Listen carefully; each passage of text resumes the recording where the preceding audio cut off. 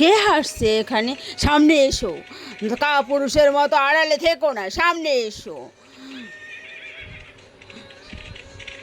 রাজকুমারীরই ছানাপুরের অহংকার আছে, এই অহংকার ধুলোয় মিশিয়ে দিতেই আমি এসেছি। তুমি সেই ডাইনি যাকে আমার বাবা অন্যায় আচরণের জন্য রাজ্য থেকে বিতাড়িত করেছেন। কেন এসেছো এখানে? ঠিক ধরেছ, তোমার বাবা আমাকে অপমান করেছিলেন, আর সেই সাজা তুমি ভোগ করবে। এই রূপ, এই রাজকীয় চেহারা নিয়ে তোমার এত গর্ব, তাই না?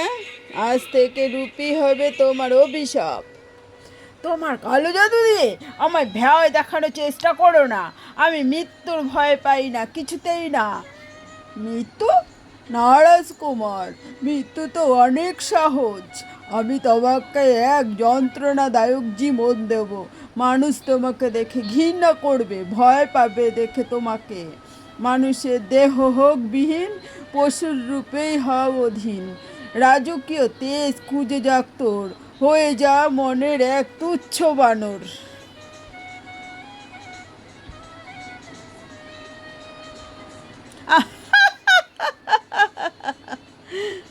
এখন কেমন লাগছে রাজকুমার?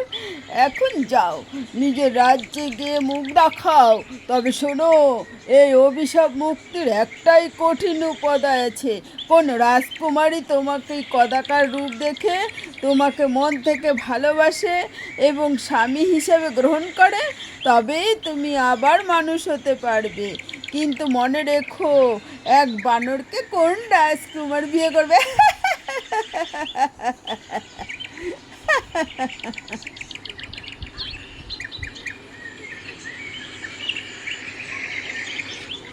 অনেকটা পথ চলে এসেছি রাজকুমারী, এবার প্রাসাদে ফিরলে হয় না? এই বনে নাকি অনেক বন্য জানোয়ার আছে। ভয় পেও না মালতী, এই মনের শান্তি আমার খুব ভালো লাগছে। দেখো না, প্রকৃতি কত সুন্দর। রাজকুমারী মালতী ঠিকই করেছে, বনের এই এলাকাটা খুব নিরাপদ নয়। আপনি বেশি দূরে যাবেন না। সাবাস, একটা বুড়ো বানর! এখনই এটাকে তাড়িয়ে দিচ্ছি। থামো সেনাপতি, ওকে মারবেন না। দেখুন, ও কিন্তু আমাদের আক্রমণ করছে না।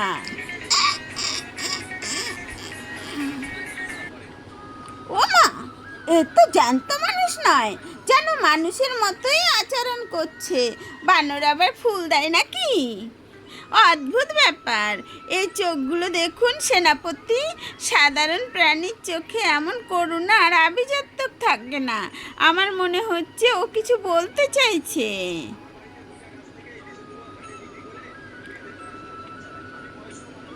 কেন জানি না, এই অবলা প্রাণীটার জন্যে আমার এক অদ্ভুত মায়া কাজ করছে। ওর মধ্যে রাজকীয় বীজ লুকিয়ে আছে। সেনাপতি, আজ থেকে বানরটি আমার সাথেই থাকবে। এটি প্রাসাদে নিয়ে চলো। কিন্তু মহারাজ যদি রেগে যায়? রাজপ্রাসাদে বানর! আমি বাবার সব প্রশ্নের উত্তর দেব, কিন্তু এই নিঃসিংহ প্রাণীটাকে এই হিংস্র প্রাণে আমি ফেলে যেতে পারবো না।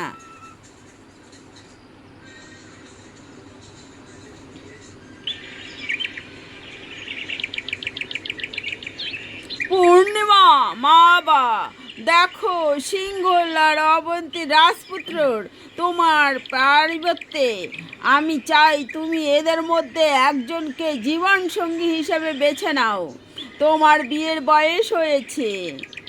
হ্যাঁ মা, তোমার জন্য সারা দেশ থেকে যোগ্য পাত্রদের খবর আনা হয়েছে। তুমি যাকে বলবে আমরা তাকেই জামাতা হিসেবে গ্রহণ করব। বাবা মা, আমি আমার জীবনসঙ্গী নির্বাচন করে ফেলেছি, তবে সে কোনো রাজপুত্র নয়। কে সে? কোন রাজ্যের অধিপতি? আমাকে বল, আমরা এখনই প্রস্তাব পাঠাবো। আমি এই বানরটিকেই বিয়ে করতে চাই। আমি একে স্বামী হিসেবে গ্রহণ করে সিদ্ধান্ত নিয়েছি। ঠাট্টা করছো পূর্ণিমা?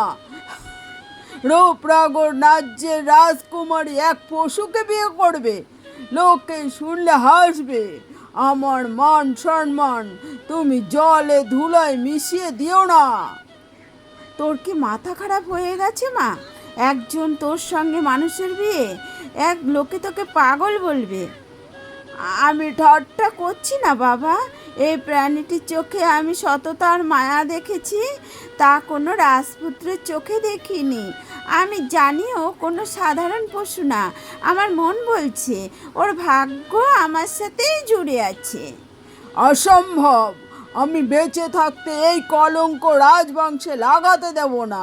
মন্ত্রী, এখনই ওই পশুটাকে জঙ্গলে পাঠিয়ে দাও, আর পূর্ণিমাকে তার কক্ষে বন্দি করো, বন্দি করো। যদি একে বিয়ে করে দেওয়া হয়, আমিও তবে রাজপ্রাসাদ ত্যাগ করব। হয় এই বানরটি আমার স্বামী হবে, নয়তো আমি চিরকাল অবিবাহিত থাকবো।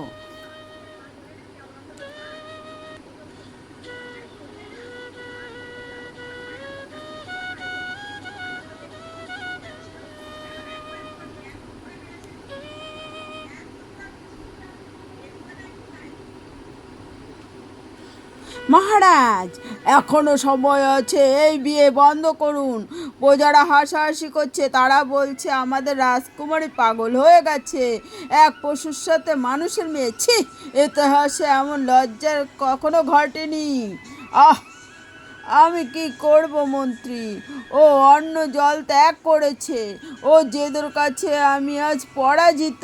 বাবা হয়ে নিজের সন্তানের মৃত্যু আমি দেখতে পারবো না। এর চেয়ে বড় লজ্জার কি হতে পারে? পূর্ণিমা, এখনো ফিরে আয় মা। ও তো একটা অবলা জন্তু, সারা জীবন তোর সঙ্গেও কথা বলবে না, তোকে সুখ দেবে না। নিজের জীবনটা এইভাবে কেন নষ্ট করছিস মা?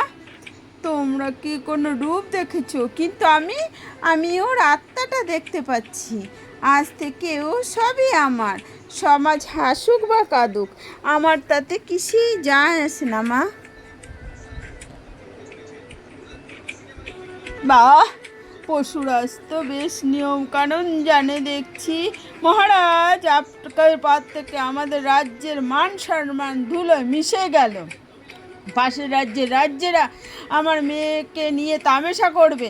যারা হাসুক, আজ থেকে পূর্ণিমা প্রাসাদের এই বিশেষ অংশেই থাকবে।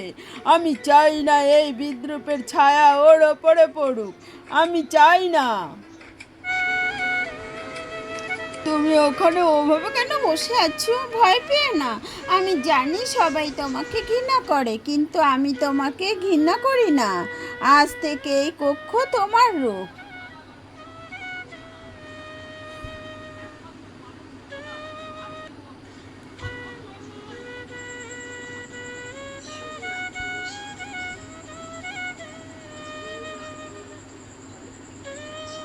লোকে যাই বলুক, আমি জানি তোমার এই পশুর রূপের আড়ালে একটা সুন্দর মন আছে। আজ থেকে তুমি একা নও, আমি সারা জীবন তোমার পাশে থাকবো। রাজকুমারী, থামুন। আপনি কেন আপনার জীবন এক পশুর জন্য উৎসর্গ করছেন? আমার মাত্র অভিশাত্রের জন্য কেন মায়া? এ কি, তুমি তুমি কথা বলতে পারো? তুমি কে? আমি পাশে সোনাপুর রাজ্যের রাজপুত্র অ্যারিস। এক এক দৃশ্য কালো জাদুতে তার এই রূপ দিয়ে দিয়েছে। সে বলেছিল কোনো রাজকুমারী যদি আমাকে গদাকার রূপে ভালোবেসে স্বামী হিসেবে গ্রহণ করে, তবে আমার মুক্তির পথ খুলবে। কিন্তু আমি ভাবিনি কেউ সত্যি এমনটা করবে। রাজপুত্র অ্যারিস, আমি জানতাম। আমার মন বলছিল তুমি কোনো সাধারণ কেউ নয়। তাহলে তাহলে তুমি কি তোমার আসল রূপে ফিরতে পারবে না?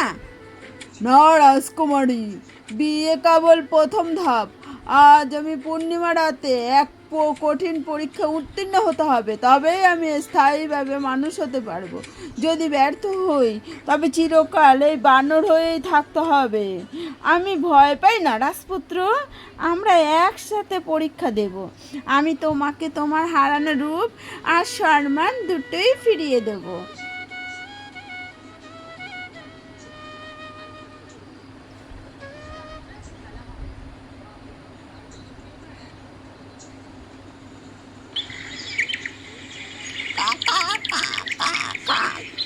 রাজকুমারী, এই বন বড্ড ভয়ঙ্কর। চলুন প্রাসাদে ফিরে যাই। এই সাধু কি সত্যি কোনো সাহায্য করতে পারবেন? চুপ কর মালতী, বিশ্বাসের ওপর পৃথিবী টিকে আছে। প্রণাম সাধু বাবা, আমি এক মহা বিপদে পড়ে আপনার দ্বারে এসেছি। আমি জানতাম তুমি আসবে মা। রাজকুমার হ্যারিসের আত্মা এই পশুর দেহে বন্দি হয়ে থাটপাট করছে। তাইনি মায়ার এই খেলা বড্ড নিষ্ঠুর। আপনি সব জানেন? তবে দয়া করে পথ দেখান। আমি কিভাবে আমার স্বামীকে অভিশাপ থেকে মুক্ত করতে পারি? আমি তাকে অভিশাপ মুক্ত করতে যে কোনো মূল্য দিতে প্রস্তুত। পথ অত্যন্ত কঠিন মা। আগামীকাল পূর্ণিমার রাত, সেই রাতে নীল পাহাড়ের চূড়ায় এক বিশেষ যজ্ঞ করতে হবে। ডাইনি তার সর্বশক্তি দিয়ে তোমাদের বাধা দেবে। সেই নানান মায়াজাল আর ভয়ঙ্কর রূপ ধারণ করে আসবে। আমি কোনো ভয় পাই না। আমাকে কি করতে হবে বলুন? পূর্ণিমার চাঁদ যখন ঠিক মাথার ওপরে আসবে, তখন তোমাকে এয়ারিসের হাত ধরে আগুনের কুণ্ডের চারিদিকে 7 বার ঘুরতে হবে। কিন্তু মনে রেখো, ডাইনি তোমাকে প্রলুব্ধ করবে, ভয় দেখাবে। যদি একবারও তুমি এয়ারিসের হাত ছেড়ে দাও, ভয় পেয়ে পিছু ঘটে যাও, তবে সে চিরকাল বাদর হয়েই থেকে যাবে আর তুমিও প্রাণ হারাবে। ভয় পেয়ে না, আমার ভালোবাসা আর আপনার আশীর্বাদ থাকলে আমরা জয়ী হবই।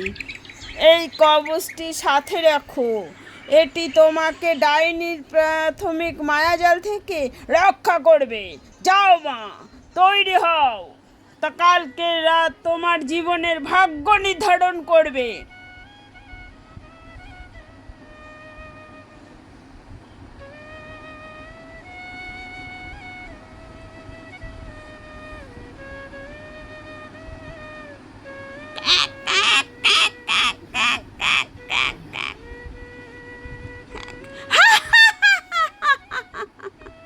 কোথায় যাচ্ছিস ছোট্ট রাজকুমারী? থাবি ওই বুড়ো সাধুর কবচ নিয়ে আমায় অভিশাপ ভেঙে দিবি? ডাইনির মায়াজাল থেকে পালানো এত সহজ নয়। খণ্ডলি, রাজকুমারীর গায়ে হাত লাগলে তোমায় রেহাই নেই, কিছুতেই রেহাই নেই। এক তুচ্ছ মানুষ আমাকে ভয় দেখায়।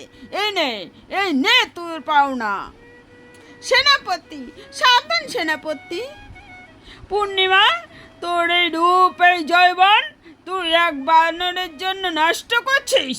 যা, প্রাসাদে ফিরে যা, এখনো সময় আছে, নয়তো আজ তোদের দুজনের কবর হবে এই পাহাড়ে। কখনো না। তুমি জানো না ডাইনি, ভালোবাসা সত্যি তোমার কালো জাদুর চেয়ে অনেক বেশি। এয়ারিসকে আমি এখান থেকে নিয়ে যাবই যাব। এ পবিত্র শক্তি, এই অশুভ শক্তিকে বিনাশ করো, রক্ষা করো আমাকে।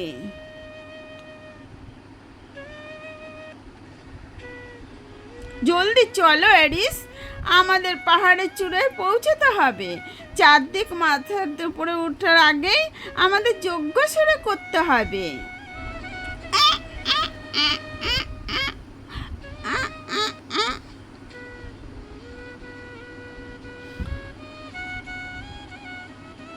এখনো সময় আছে পূর্ণিমা। এই যে জীবন আর জৈবন এই পশুর জন্য বিসর্জন দিস নে। দেখ দেখ তোর কি হবে। হয় পেও না এরিস, এই সব মায়া, আমি তোমায় হাত ছাড়বো না।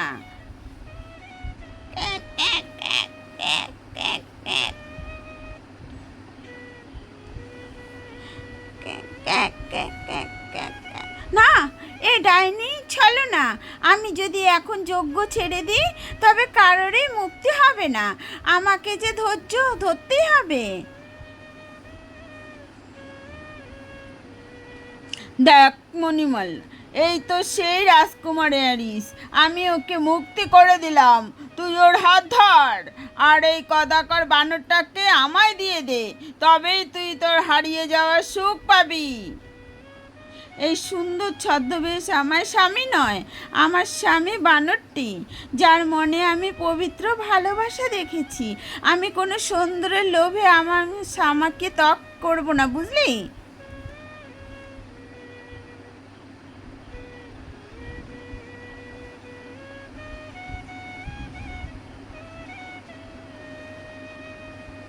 ধন্য তোমার সাহস পূর্ণিমা, ধন্য তোমার ভালোবাসা। সত্যের জয় হলো, সত্যের জয় হলো।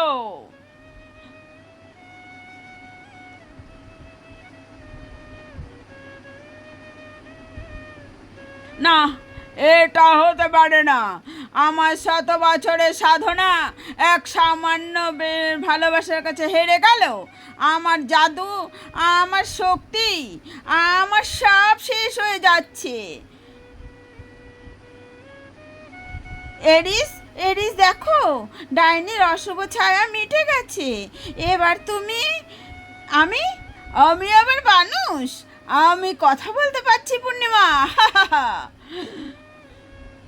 রাজকুমারী, আজ আপনি শুধু আমার অভিশাপই ভাঙেননি, আমাকে এক নতুন জীবন দিয়েছেন।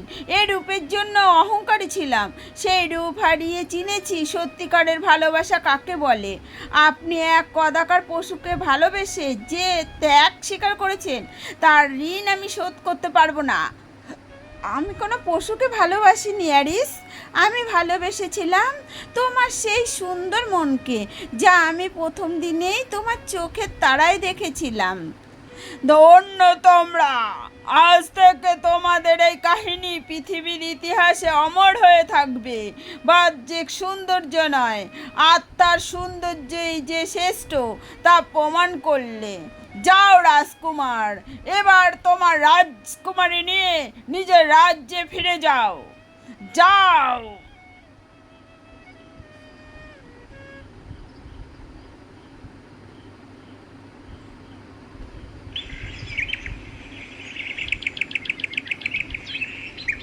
সাবধান রাজকুমারী পূর্ণিমা, এবার সোনা রাজকুমার অ্যারিস পদার্পণ করছে।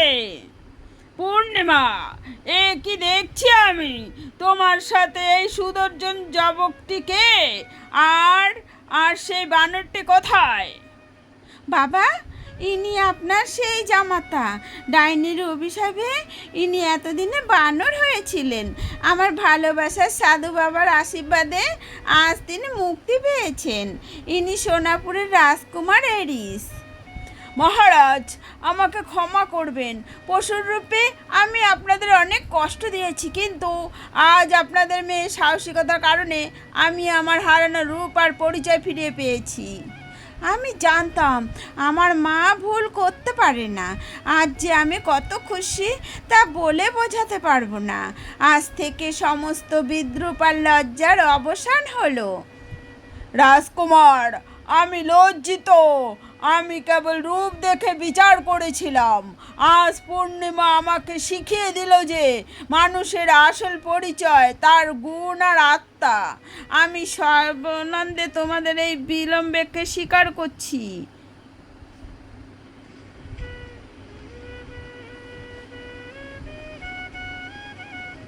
আজ থেকে রূপনগর আর সোনারপুর দুই রাজ্য এক হয়ে থাকবে। আজই রাজকীয় ভোজের আয়োজন কর, প্রজাদের জানিয়ে দাও জয় হয়েছে সত্যের আর পবিত্র ভালোবাসা। আমাকে বাঁচা বাবা, আমি আর কখনো এমন করব না। ওরে মালা মা আমার, আমাকে মাফ করে দে রে মা।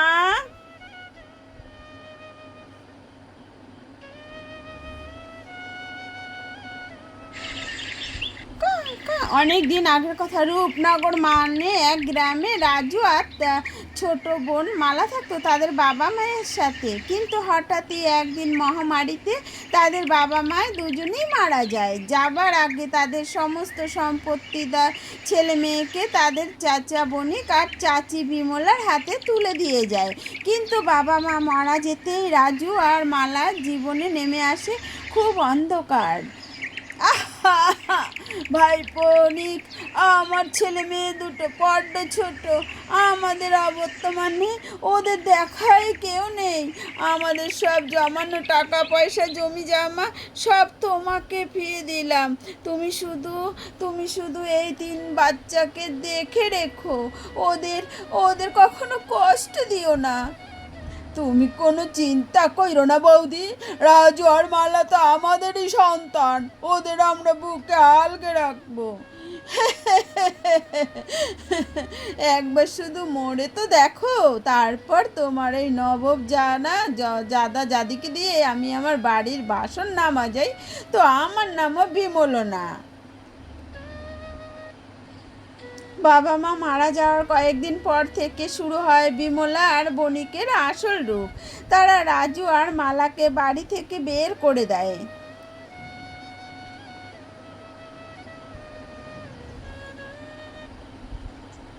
ছাড়ো, চাচি খুব লাগছে, আমার চুলগুলো ছিঁড়ে যাবে গো।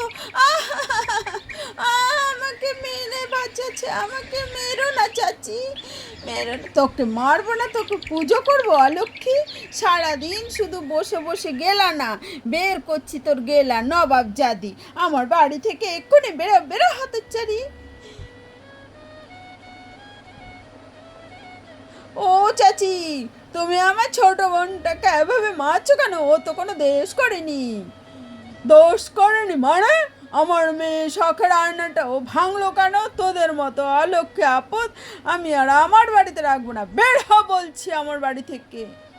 নিজেদের বাপ মাকে তো খেয়েছে, কদিন পর আমাকে খাবে, যা দূর হ।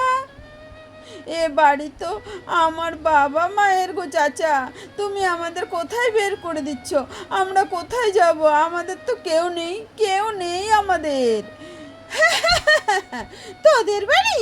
এই বাড়ি তো এখন আমাদের। এ শেষ বাবা মায়ের বাড়ি রে, তোদের বাবা মা সব আমাদের নামে লিখে দিয়ে গেছে হতচ্ছাড়া, তোদের জায়গা এ বাড়িতে নেই। ওই যে বাড়ির পেছনে ভাঙা গোয়ালঘরটা আছে, আজ থেকে তোরা ভাই বোন ওই গোয়াল ঘরে গিয়ে থাকবি, যা চোখের সামনে থেকে দূর হ। বণিক আর বিমলা রাজু মালাকে বাড়ির পেছনে একটা ভাঙা গোয়াল ঘরে থাকতে বাধ্য করে। সেই গোয়াল ঘরে ছিল শ্যামলী নামে একটি বৃদ্ধ ও রুগ্ন গাভী, যাকে না খেতে দিয়ে বিমলা করে ফেলেছিল কঙ্কালসার। ভাইয়া, আমার খুব খিদে পেয়েছে রে, সকাল থেকে চাচি আমাকে একটু খেতে দেয়নি, ওই তো উল্টো শুধু বেড়েই যাচ্ছে, আমার খুব কষ্ট হচ্ছে ভাইয়া। কাঁদিস না রে বোন, কাঁদিস না, তুই কাঁদলে যে আমার বুকটা ফেটে যায়।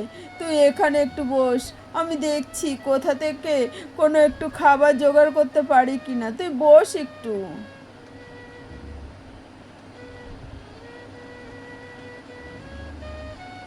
দেখ ভাইয়া দেখ, শ্যামলীটাও মনে হয় আমাদের মতো না খেতে পেয়ে কাঁদছে, ওর চোখেও জল। আমাদের ভাগ্যটাই খারাপ রে শ্যামলী, যে চাচা চেঁচি আমাদের সম্পত্তি কেড়ে নিয়ে আমাদেরকে গোয়াল ঘরে ফেলে রেখেছে, তারা কি আর তোকে খেতে দেবে? দাঁড়া, আমি জঙ্গল থেকে তোর জন্য কিছু ঘাস আর আমার বোনের জন্য ফল নিয়ে আসি, কেমন? এইভাবে ভাই বোন সেই ভাঙা গোয়াল ঘরে থাকতে শুরু করে।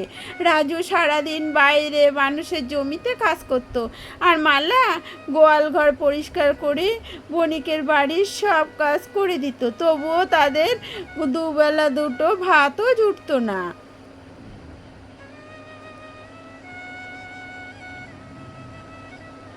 কিরে মুখপুরি, তোর এখনো বাসন মাজা শেষ হলো না?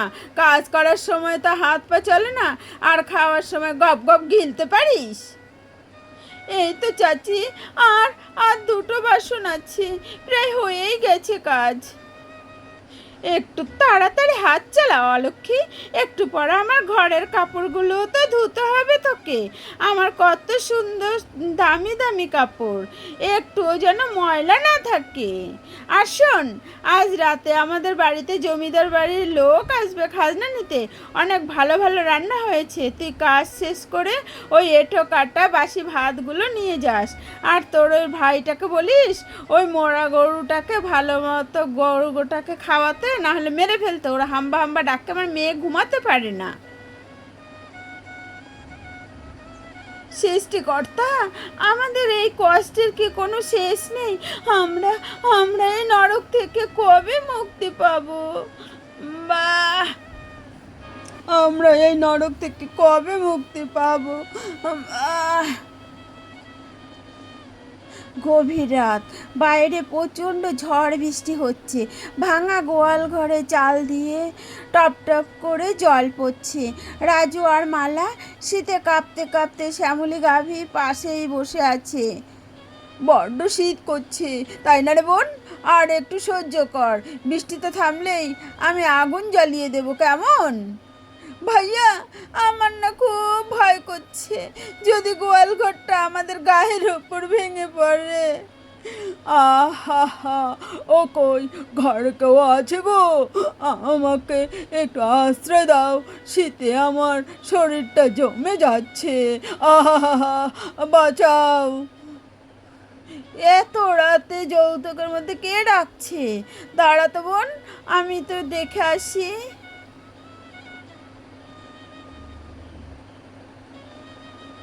এ মা, ঠাকুমা, তুমি এই ঝড় বৃষ্টির রাতে এখানে কোথা থেকে এলে?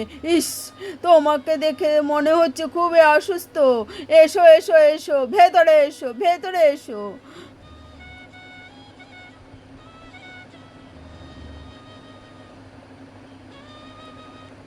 আহারে ঠাকুমা, তোমার একই অবস্থা?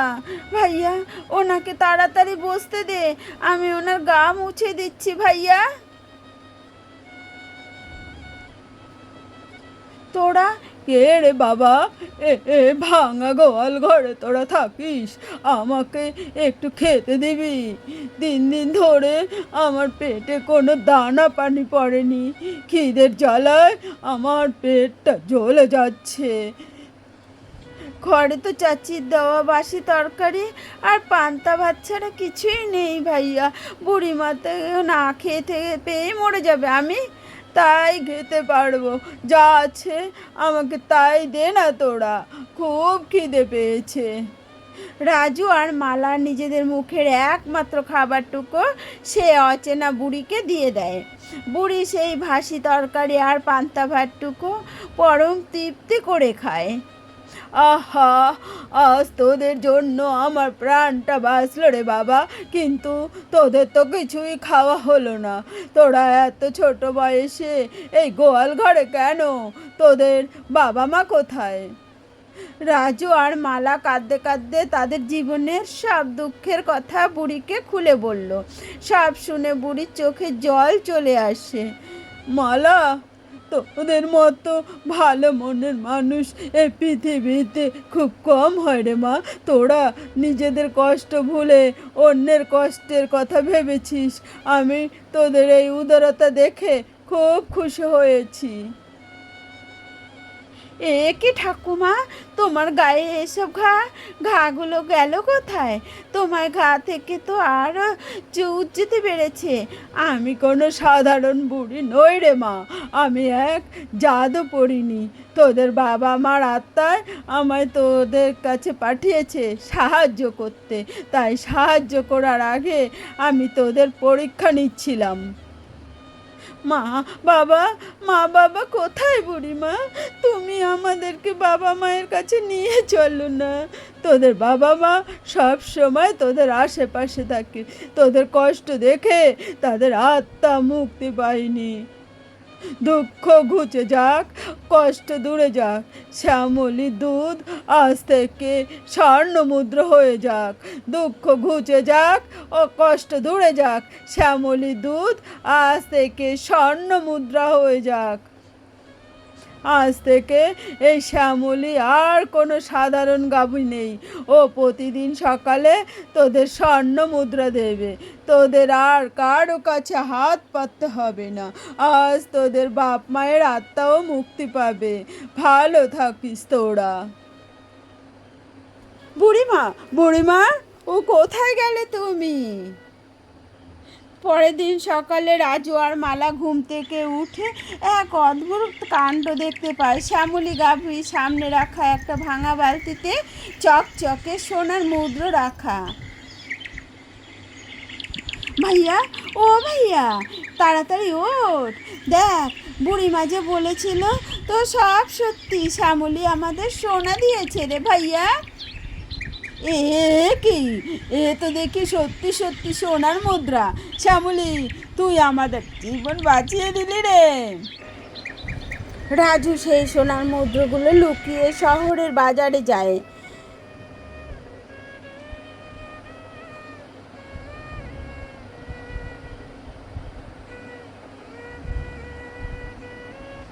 সোনাগুলো বিক্রি করে সে অনেক টাকা পায়।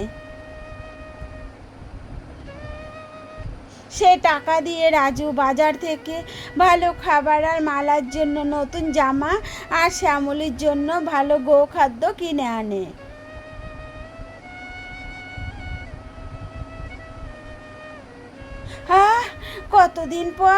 কতদিন পরে এত মজার খাবার খাচ্ছি রে ভাইয়া, খুব স্বাদ। তুই পেট ভরে খা বোন, পেট ভরে খা। আজ থেকে তোর আর আমার কোনো কষ্ট নেই। আমরা এই টাকা দিয়ে নতুন বাড়ি করব, অনেক দূরে চলে যাব এই রাক্ষসদের কাছ থেকে, বুঝলি, অনেক দূরে চলে যাব। ঠিক সেই সময় মণি যাচ্ছিল গোয়াল ঘরের পাশ দিয়ে। গোয়াল ঘর থেকে বিরিয়ানির গন্ধ পেয়ে সে সেখানে উকি মারে। এই তো দেখছি বিরিয়ানির গন্ধ। এ হতভাগাদের গোয়ালে বিরিয়ানি এলো কোথা থেকে? এ মা, এ আমি কি দেখছি গো? এ ছাই কোরানি আর ভাই এত সুন্দর জামা কাপড় কোথায় পেল? আর এত দামি খাবার ওটা দিলই বা কে? না না, খবরটা এক্ষুনি মাকে দিতে হবে।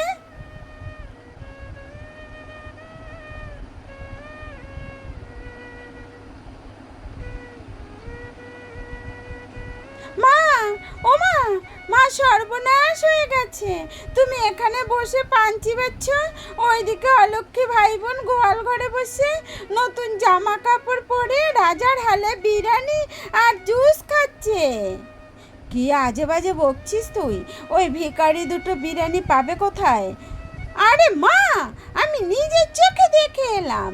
মালার গায়ে তো দেখছি আমার থেকেও দামি জামা, আর রাজুর গায়ে নতুন জামা। নিঘাত ওরা আমাদের বাড়ির গয়নাগাটি চুরি করে বেচেছে মা। কি বলছিস তুই মণি? আমার বাড়ির গয়না চুরি করেছে ওই হতভাগাগুলো? আজই ওদের ঘাড় ধাক্কা দিয়ে গ্রাম থেকে বের করব। মণি, গিয়ে সিন্দুকটা নিয়ে আয় তো আগে, দেখি হতচ্ছাড়াগুলো কি কি চুরি করেছে।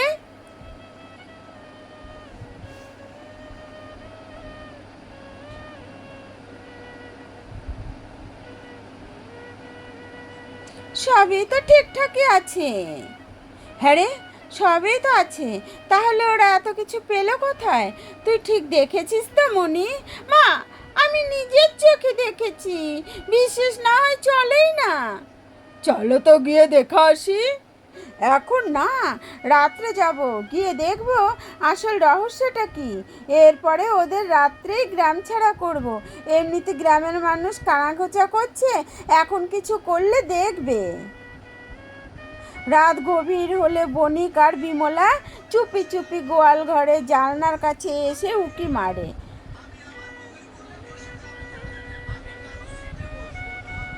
ভাইয়া, শ্যামলী তো আমাদের অনেক সোনা দিয়েছে, চলো শ্যামলীকে নিয়ে চলে যাই এখান থেকে। এই সোনাগুলো দিয়ে আমরা কাল শহরে গিয়ে একটা বড় বাড়ি কিনবো, আর এই পচা গ্রামে থাকবো না আমরা। ওরে বাবা রে বাবা, এ তো দেখছি সোনার খনি গো। ওই মোড়া গরুর দুধ থেকে সোনা বেরোচ্ছে। তাই তো বলি, এই হতভাগারা এত টাকা পাইলো কোথায়? কাল সকালে এই জাদুর ঘড়ি আমি আমার ঘরে নিয়ে আসবো, তারপর দেখি কে আমাকে আটকায়।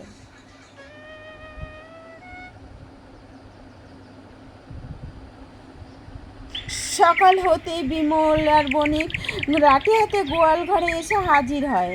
এ হতভাগা বাদর, এই গরুর দুধ তোরা চুরি করে খাচ্ছিস তাই না? এই গরু তো আমার, আজ থেকে এই গরু আমার ঘরেই থাকবে।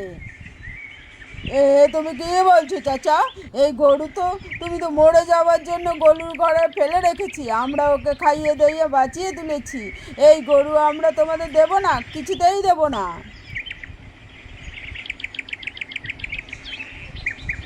দিবি না মানে? ঘাড় থেকে ধরে কেড়ে নেবো। আমাদের বাড়িতে থেকে আমাদের জিনিস চুরি করা হচ্ছে। ওগো, তুমি গরুটা নিয়ে চলো। মেরো না, আমার ভাইকে মেরো না, নিয়ে যাও, তোমাদের গরু নিয়ে যাও, আমরা কিছুই চাই না। বণিক আর বিমলা জোর করে শ্যামলীকে টানতে টানতে শোবার ঘরে নিয়ে যায়। তাড়াতাড়ি দুধ ধরানো শুরু করো গো, আর সোনা দিয়ে আমি আমার সারা গা ভরিয়ে ফেলবো, আর রাজু মালাকে আজই গ্রাম থেকে তাড়িয়ে দেবো সোনা চুরির অপরাধে। এবার দেখো আমি কিভাবে গ্রামের সবচেয়ে বড় লোক হয়ে যাব।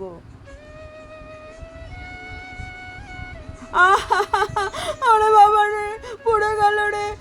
কি গো বউ, সোনার বদলে ফুটন্ত কাদা কেন পড়ছে? ওরে বাবা রে, গরুর ভিতর কি বিচ্ছে বেড়েছে।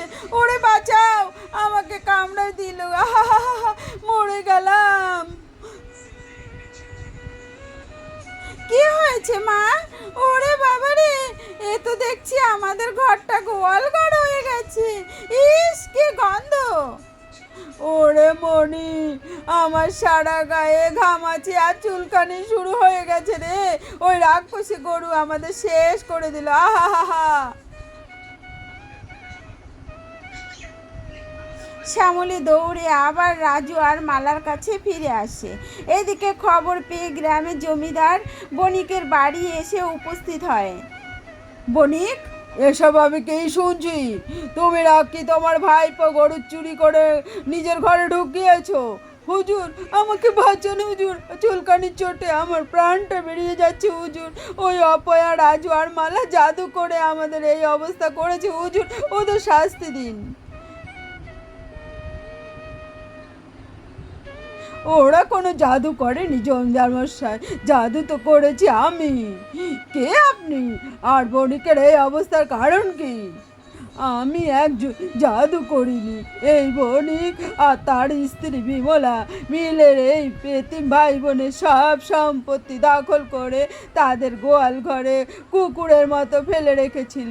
ওদের লোভ আর অহংকার আজ ওদের এই পরিণত করেছে যে গরুকে এরা খেতে না দিয়ে মরতে বসেছিল, সেই গরুর পেট থেকেই আমি এদের জন্য ফুটন্ত কাদা আর বিছে বের করেছি। এটাই ওদের পাপের শাস্তি।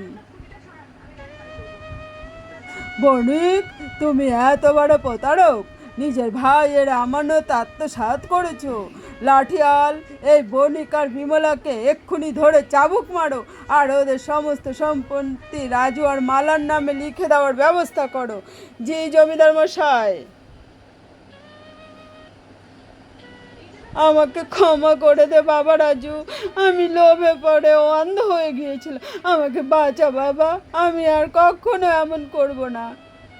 ওরে মালা মা আমার, আমাকে মাফ করে দে রে মা, এই চুলকানি নিয়ে আমি বাঁচতে পারবো না, আমার ভুল হয়ে গেছে রে মা। আমাদের ধরে মাফ করে দে, আর তোরা আমার বাবা মাকে ঠিক করে দে। ভাইয়া, ওদের অনেক শাস্তি হয়েছে, আমরা তো বাবা মায়ের বাড়ি ফিরেই পেয়েছি, ওদের আর কষ্ট দিস নে ভাইয়া। ঠাকুমা, আমরা ওদের ক্ষমা করে দিয়েছি, তুমি ওদের সুস্থ করে দাও, সুস্থ করে দাও ওদের। তোদের মনটা সত্যি অনেক ভালো। ঠিক আছে, আমি ওদের সুস্থ করে দিচ্ছি, কিন্তু আজ থেকে ওরা তোদের বাড়িতে থাকবে না।